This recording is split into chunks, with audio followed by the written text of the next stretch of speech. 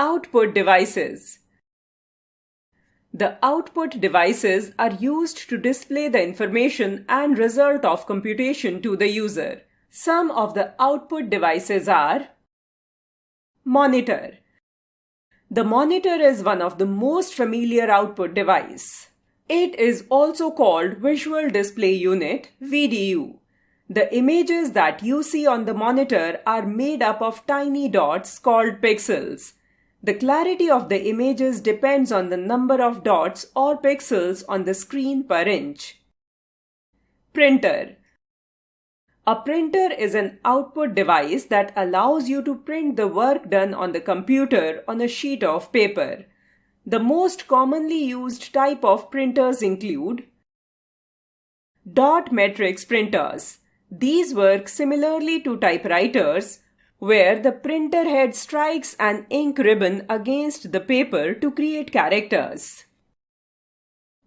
Inkjet printers. These print by spraying tiny droplets of ink onto the paper, typically doing so line by line.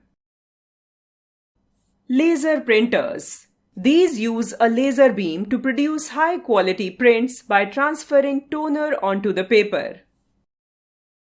Plotters. Plotters are just like printers but are much bigger in size. The three main types of plotters include drum plotter. Uses a roll of paper and a pen that moves across the surface to create drawings. Inkjet plotter. Works like an inkjet printer but is capable of printing large formats using inkjet technology to produce high-quality images. Flatbed plotter. It has a flat surface where the paper is placed, allowing for precise printing of larger designs. Speakers. Speakers are output devices that produce music, speech, or other sounds from the computer. They convert electrical signals into audible sound, allowing users to listen to audio content, whether it's music, movies, or notifications.